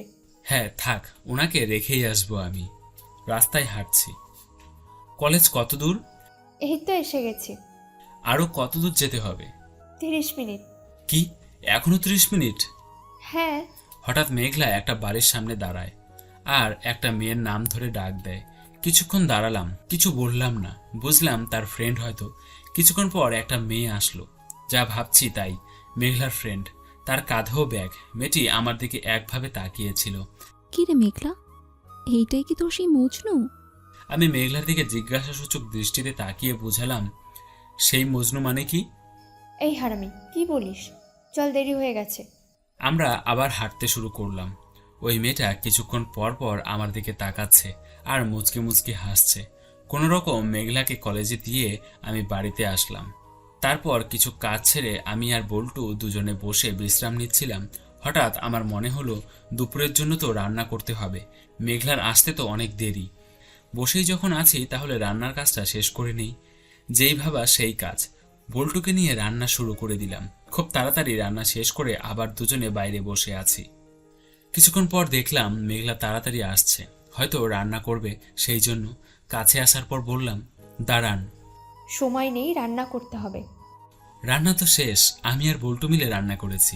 মিথ্যা কথা, আমাকে একটুও রান্না করতে দেয় নাই, বস একাই সব করেছে। ওই, আপনি রান্না করতে গেলেন কেন? এখন যদি রান্না শুরু করতেন তাহলে তো অনেক দেরি হয়ে যেত। আচ্ছা, রান্না যেহেতু করেছেন, খাবারটা আপনি পরিবেশন করুন, আমি হাত ধুয়ে আসছি। আমি কথা শুনে বোকা বনে গেলাম। কি আর করার, আমি খাবার পরিবেশন করলাম। মেঘলা হাত মুখ ধুয়ে রুমে এসে দেখে বল্টুও আছে। ওই, তুই এখানে কি করিস? যা। কই যাবে ও? থাক। না। ও রান্না করেছে আমার সাথে। তো কি হয়েছে? বল্টু, তুই বাইরে যা, আমার আগে খাওয়া শেষ হোক, তারপর তুই আসবি। আচ্ছা আপা, যাইতেছি। আমি মেঘলার জন্য প্লেটে ভাত দিলাম আর মেঘলা বলল, আমি হাত দিয়ে খেতে পারবো না। কেন? এই যে, হাত কেটে গেছে। মেঘলার হাত দেখালো। হাত দেখে মনে হচ্ছে যে এইমাত্রই কাটছে, তার মানে ইচ্ছে করে কাটেনি তো। আচ্ছা, চামচ দিয়ে খান। আজব তো, আপনি থাকতে আমি চামচ দিয়ে খাবো কিভাবে? আর চামচ ধরবো কিভাবে? আঙুল তো কেটে গেছে। তো আমাকে কি করতে হবে? খাইয়ে দেবেন। আমি? হ্যাঁ, নয়তো আমি খাবই না। উঠলাম। না, বসেন, দিচ্ছি। একটু দূর থেকে তার মুখে খাবার ধরলাম, কিন্তু না নিয়ে বলল, এইভাবে কেউ খাইয়ে দেয়? কিচ্ছু শেখেননি। তো কি করব? কাছে এসে বসুন। ওকে, আসছি। রাগ করে লাভ নেই। খাওয়া শেষ হলো, মেঘলা খেয়ে বাইরে গেল, আমিও খেয়ে নিলাম। এভাবে কয়েকদিন চলে গেল। প্রতিদিনই সে এখন আমার হাতে খায়। আজ এই আঙ্গুল কাটে, কয়েকদিন পর আরেকটা কাটে। তার বাবা ফিরে আসছে, কিন্তু সে আমার হাতেই খায়। এরকম দেখতে আর ভালো লাগছিল না, তাই আমি একদিন তাকে বললাম, আর হাত কাটতে হবে না ইচ্ছে করে, আমি খাইয়ে দেব। সত্যি? তবে কথা বলে নেই। জি বলুন। আমি বুঝতে পেরেছি যে আপনি কি বোঝাতে চাচ্ছেন। আপনি যেটা চাচ্ছেন সেটা হবে না, কখনো হবে না, কারণ আমি একজনকেই ভালোবাসি, একজনের প্রেমেই আসক্ত। আমার কথাটা মেঘলা বুঝতে পেরে মন খারাপ করে ফেলল। দেখেন, মন খারাপ করে লাভ নেই। আপনি যদি রাগ করেন বা আমাকে দেখতে না চান তাহলে আমি চলে যাব। আমি চাই না আপনার কোনো অসুবিধা হোক। কোথাও যাওয়া লাগবে না।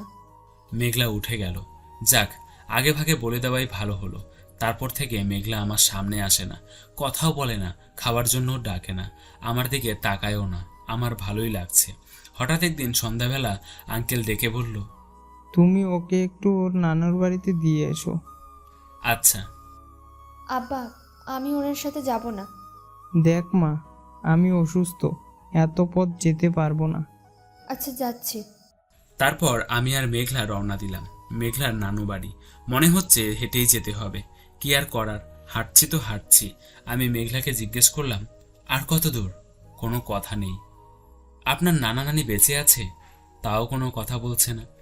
আমি আর কিছু বললাম না। কিছুক্ষণ যাওয়ার পর বলল, থামুন, আমি হাঁটা বন্ধ করলাম। এটাই নানু বাড়ি। ও আচ্ছা, ঠিক আছে, আপনি ভেতরে যান, আমি চলে যাচ্ছি। না, আপনি ভেতরে চলুন। ধন্যবাদ, আমি যেতে পারবো না। ভেতরে না গেলে আমি আপনার সাথেই ফিরে যাব। কি হলো? ওকে, ভেতরে চলেন। ভেতরে যাওয়ার পর সবাই আমাদের কথা শুনে বাইরে চলে আসে। সবার সাথে পরিচয় হলাম। তারপর মেঘলাকে বললাম, আমি এখন আসি। দুলা ভাই আজকে থেকে যান। আমি মেঘলার দিকে তাকালাম, দেখি হাসছে। তারপর কোনোরকম মেঘলাকে রেখে চলে আসি। তারপর আরো অনেক দিন হয়ে গেল। মেঘলার পাগলামি দিন দিন বেড়েই চলেছে। মনে মনে ভাবছিলাম এখান থেকে চলে যাব, কিন্তু সব থেকে বড় একটা ঝামেলা বেঁধে গেল। মেঘলার বাবা মারা গেল। তখন তার নানু বাড়ির মানুষ ছাড়া কেউ নেই। মেঘলার বাবা মারা যাওয়ায় এখন সে চুপচাপ থাকে। আমি যে এই মেয়েকে রেখে চলে যাব তার পথই তো খুঁজে পাচ্ছি না। সে আমার বিপদের সময় আমার পাশে থেকেছে, আমাকেও থাকতে হবে। তাকে প্রত্যেক বেলা আমাকেই খাওয়াতে হয়। কলেজে মাঝে মাঝে নিয়ে যাই, তাছাড়া যায় না। একদিন আমি তাকে বললাম, দেখেন, এভাবে তো জীবন চলবে না, এবার একটু শক্ত হন। সে কিছুই বলল না। দেখেন, আমি যদি চলে যাই সব তো আপনাকেই সামলাতে হবে। চলে যান, মানা করিনি। পারলে তো চলে যেতাম, যেতে তো পারছি না। মেঘলা আবার কান্না শুরু করলো। আমি তাকে রেখে চলে এলাম। এভাবেই দিন কাটছিল। এখন মেঘলা একটু একটু কথা বলে, কাজও করে। মনে মনে বললাম, ভালোই হলো। এতদিন আমার কাছে কোনো ফোন ছিল না। হাতে কিছু টাকা ছিল, সেটা দিয়ে একটা ফোন আর আগের সিমটা রিপ্লেস করে আনলাম। ফোনটা অন করে সিম ভরতেই বৃষ্টির কথা মনে হয়। চোখ বেয়ে পানি পড়তে লাগলো। একদিন রাতে আমি আর মেঘলা একসাথে খাচ্ছিলাম। হঠাৎ একটা নম্বর থেকে কল আসে। এই প্রথম একটা কল আসলো। কলটা ধরতেই জোরে একটা চিৎকার। আমি কণ্ঠটা চিনতে পেরেছি, এটা বৃষ্টির কণ্ঠ। সে কান্না করছে, প্রচুর কান্না করছে। মেঘলা আমার দিকে তাকিয়ে বলে, ফোন কানের কাছে ধরে কথা বলেন না কেন? এদিকে বৃষ্টি বলল, ও আত্মা পাখি, আমি বৃষ্টি। এটা শুনে আমি আর আটকাতে পারলাম না। দুজনেই কান্না করে দিলাম। মেঘলা চোখ বড় বড় করে দেখছিল আমার কান্না। বৃষ্টি বলল, আমি বেশি কথা বলতে পারবো না। তুমি যেখানে থাকো কাল এই জায়গায় চলে আসো। বৃষ্টি ফোনটা কেটে দিল। কথা বলার পরও আমি কান্না করছিলাম। মেঘলা আমার কান্না দেখে বলল, বাবা, বউ কল করেছিল তাই না? আমি চোখের পানি মুছে বললাম, তাই এইভাবে কান্না করতে হবে? অনেকদিন পর কথা বললাম। হ্যাঁ, তা তো জানি, কিন্তু এখন তো আপনি হাসবেন। একটু হাসলাম। মেঘলা আর কিছু না বলে চলে গেল তার রুমে। আমার এখন ভালো লাগছে না, আর টেনশনও। কারণ কখন ওর সাথে দেখা হবে, কখন আমি প্রাণ ভরে দেখতে পারবো ওকে, এগুলো নিয়ে ভাবছিলাম। রাতে ঘুম হচ্ছিল না, ওকে নিয়ে ভাবছিলাম। হঠাৎই কান্নার আওয়াজ। মনে হচ্ছে কেউ ফুফিয়ে ফুফিয়ে কান্না করছে। কোন দিক দিয়ে আওয়াজ আসছিল বুঝতে পারছিলাম না। আমি ভয়ে লাইটটা অন করলাম। তারপর আর কান্নার আওয়াজ আসলো না। বুঝতে পারলাম মেঘলা কান্না করছে, কিন্তু আমার কিছুই করার নেই। পরদিন সকালবেলা কোনো রকম খাওয়া শেষ করে মেঘলাকে বললাম, আসি তাহলে। আমি আপনার সাথে যাব। আবার কি বলো এসব? মেঘলা মাথা নিচ দিক দিয়ে বলল, কখনো ঢাকা শহর দেখা হয়নি, আপনার উনিকে দেখা হবে, শহরটাও একটু দেখলাম। ভয় পাবেন না, আমি বাড়িতে ফিরে আসব। আপনার সাথে একেবারে চলে যাব না। শহরটা ঘুরে দেখা হলে আমাকে গাড়িতে তুলে দিয়ে আমি বাড়িতে আসতে পারবো, একাই আসতে পারবো। মেঘলা কথাগুলো এলোমেলোভাবে বলছিল। কষ্টে হয়তো কথা বলতেও কষ্ট হচ্ছে তার। আমি তো ভাবছি কি করব। কি হলো, নেবেন না? আচ্ছা, আপনি যান তাহলে, দেখে যাবেন। আচ্ছা, রেডি হয়ে আসুন। মেঘলা একটু খুশি হলো। প্রায় ঘন্টাখানেক লাগলো রেডি হতে। সে আসার পর, এতক্ষণ লাগে? আমি দুঃখিত, চলুন। হ্যাঁ, আসুন। এখন আমরা একটা বাসের মধ্যে। যতই ঢাকার কাছাকাছি যাচ্ছি, বুকের মধ্যে ধুকপুকানিটা বেড়েই চলেছে। মেঘলা আমার পাশেই। সে আমায় দেখে বলল, আপনি এত চিন্তা করছেন কেন? স্বাভাবিক থাকুন। আচ্ছা। আচ্ছা, ওইটা কি? ওখানে কি করে? মেঘলা বিভিন্ন প্রশ্ন করছিল। মেয়েটা অনেক চালাক, আমার টেনশন কমানোর জন্য এমন করছে। তারপর বৃষ্টির দেওয়া ঠিকানায় পৌঁছে গেলাম। যেই ঠিকানাটা দিয়েছে এটা তো একটা হসপিটাল। মনে মনে ভাবছি হসপিটালে কেন। আমি ওই নম্বরটাতে কল করলাম, সাথে সাথে ফোনটা রিসিভ করে বলল, তুমি এসেছো? হ্যাঁ, কিন্তু এটা তো হসপিটাল। 3 তলায় 312 নম্বর রুমে আসো। এটা বলেই ফোনটা কেটে দিল। অতিরিক্ত উত্তেজনা থাকায় আমার সাথে যে মেঘলা আছে সেটা আমার মনেই ছিল না। মেঘলাও আমার পিছু পিছু হসপিটালের 3 তলায় উঠে, আর আমি সরাসরি সেই রুমের সামনে যাই। রুমের ভেতরে ঢোকার সাহস হচ্ছিল না, তাও সাহস করে ঢুকলাম। আমার পেছন পেছন মেঘলাও ঢুকলো। ভেতরে প্রবেশ করে আমি যা দেখলাম সেটা দেখার জন্য আমি মোটেও প্রস্তুত ছিলাম না। বৃষ্টি বেডে শুয়ে আছে, পাশে আন্টি আঙ্কেল আর বোনগুলো দাঁড়িয়ে দেখছে। বৃষ্টি চোখ উপরের দিকে করে তাকিয়ে আছে। আমার হাত পা কাঁপছিল। আমি যে ভেতরে প্রবেশ করছি সেটা কেউ টের পায়নি। আমি ধীরে ধীরে কাছে গেলাম। বৃষ্টিকে দেখে আমার চোখে পানি এসে গেল। চোখের নিচে কালো দাগ পড়েছে, মুখ শুকিয়ে গেছে একদম, চোখগুলো গর্তে চলে গেছে। বৃষ্টি আমাকে আগে দেখে, আমাকে দেখে একটু হাসে আর বলে, ওই তো আমার মেঘ আসছে। সবাই পেছনে তাকালো। আমাকে দেখে একটু সরে গেল। আমি বৃষ্টির কাছে গিয়ে তার হাতটা ধরি। সে এক হাত দিয়ে আমার হাত কসলাতে থাকে, খুব শক্ত করে ধরার চেষ্টা করছে আমার হাতটা। দুজনের চোখ বেয়ে অনবরত পানি পড়ছে। আমি বৃষ্টিকে বললাম, কি হয়েছে তোমার? কিছু না। কিছু না বললেই হলো, এখানে শুয়ে আছো কেন? এমনি ভালো লাগছে তাই শুয়ে আছি। বলো কি হয়েছে? বললাম তো কিছু হয়নি। আচ্ছা, তোমার জন্য একটা গিফট আছে। কি? বৃষ্টি ইশারা করে তার বড় বোনকে। আমি তো তার বড় বোনের দিকে তাকালাম, দেখি কোলে একটা বাচ্চা। সে বাচ্চাটা আমার কোলে দিল। এটা তোমার মেয়ে, ওর নামটা এখনো রাখা হয়নি, তুমি রেখে দিও। রেখে দিব মানে? তুমি কই যাবে? বৃষ্টি কিছুই বলে না। আমি আমার মেয়ের দিকে তাকালাম, দেখতে অনেকটা মার মতোই হয়েছে। শোনো। হ্যাঁ বলো। এটা তোমার কাছে রাখবে। আর তুমি কই যাবে? আচ্ছা, সবাই একটু বাইরে যাও। বৃষ্টির চোখ তখন মেঘলার উপরে পড়ে। মেয়েটা কে? ওর নাম মেঘলা। তোমার কি হয়? আমি পুরো ঘটনা বললাম, কিভাবে পরিচয়, তারা কিভাবে আমাকে সাহায্য করেছে সবকিছুই বললাম। বৃষ্টি কথাটা শুনে বলল, বাচ্চাটা ওর কোলে দাও। কেন? দিতে বলেছি, দাও। আর তোমরা বাইরে যাচ্ছ না কেন?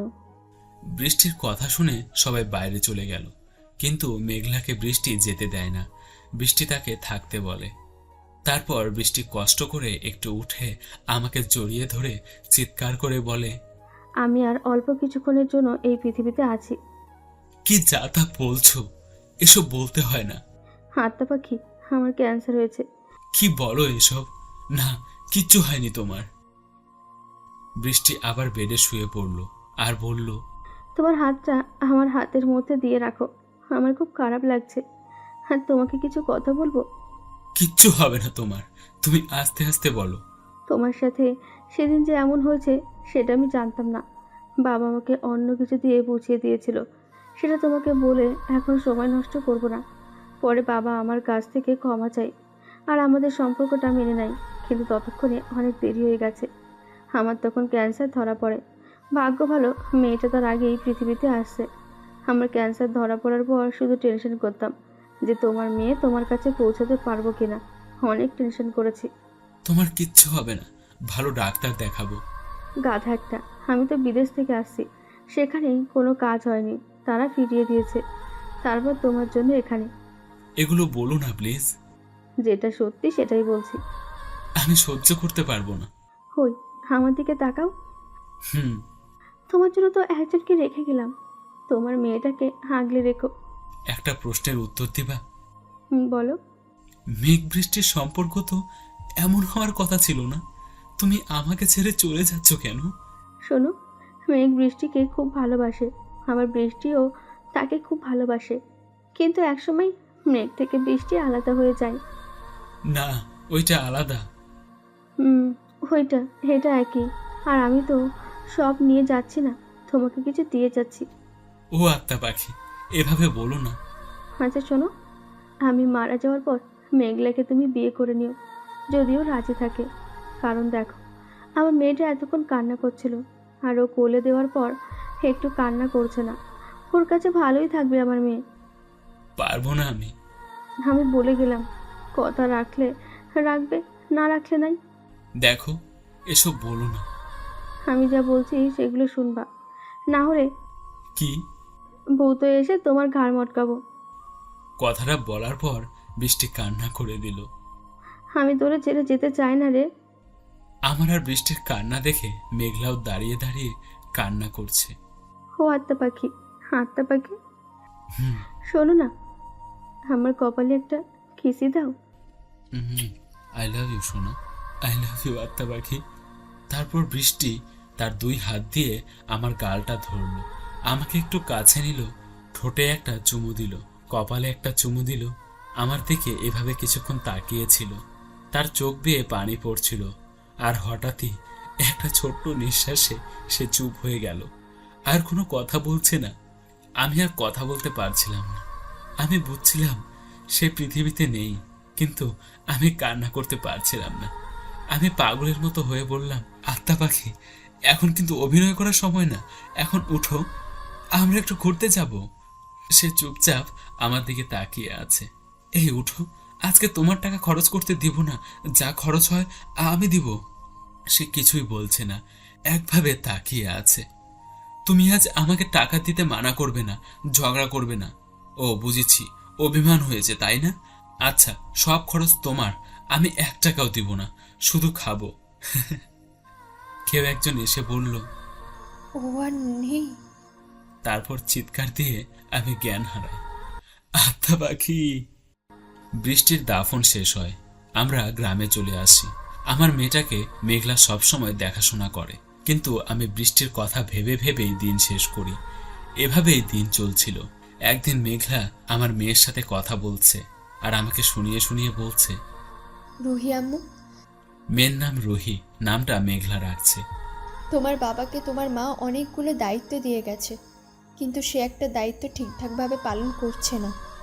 মেঘলার কথাটা আমার কেমন জানি লাগলো। আমি আমার মেয়ের কাছে গেলাম, আর তার খুব কাছাকাছি বসলাম। কি ব্যাপার, হঠাৎ মেয়ের কাছে? আমি মেঘলার কথায় কোনো উত্তর দিলাম না। রুহিকে কোলে নিলাম। রুহি ঘুমিয়েছে। মেঘলা আর আমি চুপচাপ বসে আছি। বাইরে বৃষ্টি হচ্ছিল, সেটা মন দিয়ে দুজন দেখছিলাম। হঠাৎ মেঘলা আমাকে বলল, আমি আপনার ওনার ভালোবাসার ভাগ বসাবো না, আপনাকে একটু ভালোবাসতে দেবেন? আপনার কষ্ট আমার সহ্য হয় না। আমার বৃষ্টির কথা মনে হলো। সে একই কথা বলেছিল যে আমার কষ্ট তার সহ্য হয় না। আমি কি মনে করে যেন মেঘলাকে কাছে টেনে নিলাম। ও আমার কাঁধে মাথা রাখলো। দুজনে মিলে বৃষ্টি দেখছিলাম। ওর নিঃশ্বাস আমার বুকে লাগছিল। হ্যাঁ, এটা ওর স্বস্তির নিঃশ্বাস। আমি না হয় আমার ভালোবাসার মানুষটাকে পেলাম না, ও না হয় পাক, তাতে তো কোনো সমস্যা হবে না। কারণ ও বলেছে মেঘ আর বৃষ্টির ভালোবাসায় ও কখনো ভাগ বসাবে না।